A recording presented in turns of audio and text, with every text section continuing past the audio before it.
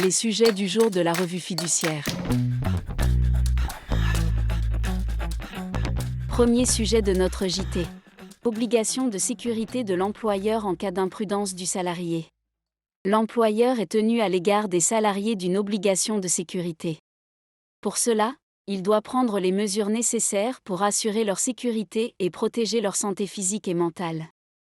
De son côté, le salarié a une obligation de sécurité qui lui impose notamment de prendre soin de sa santé et de sa sécurité. Pourtant, le fait que le salarié ne respecte pas son obligation n'affecte pas le principe de la responsabilité de l'employeur. C'est la question qui se posait dans une affaire où un salarié engagé comme responsable de programme éducation en Haïti y avait contracté une amibiase et avait été rapatrié. Licencié pour faute grave, il avait notamment reproché en justice à son employeur un manquement à son obligation de sécurité. Il lui reprochait de lui avoir fourni un matériel défectueux de filtration de l'eau qui avait été à l'origine de sa maladie. En réponse, la Cour de cassation rappelle qu'une faute d'imprudence du salarié ne dispense pas de vérifier si l'employeur a manqué à son obligation de sécurité. Ici, le salarié avait manqué à une obligation de prudence élémentaire en buvant l'eau de la ville mal filtrée, alors qu'il est notoire que l'eau de ville en Haïti n'est pas potable.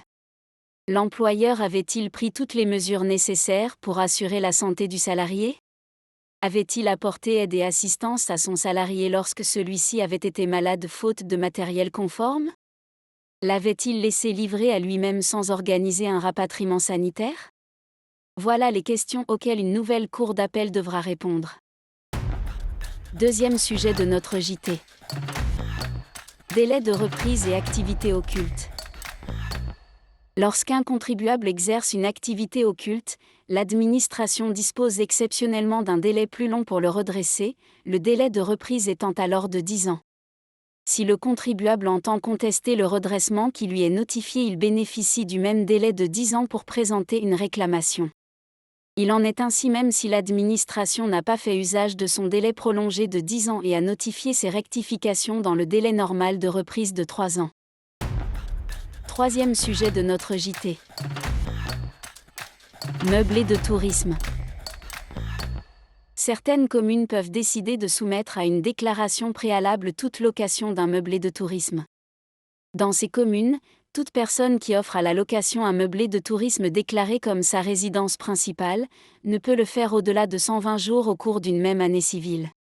À la demande de la commune, le loueur doit lui transmettre, sous un mois, le nombre de jours au cours desquels ce meublé a été loué durant l'année passée.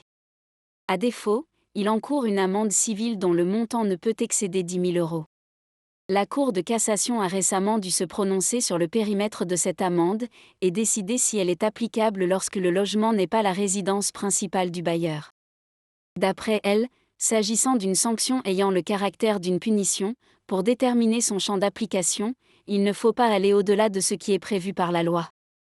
Par conséquent, l'amende de 10 000 € est applicable aux seules personnes offrant à la location un meublé de tourisme déclaré comme leur résidence principale qui omettent de transmettre à la commune, dans les temps, l'information relative au nombre de jours de location. L'amende n'est donc pas applicable si le meublé n'est pas la résidence principale du bailleur.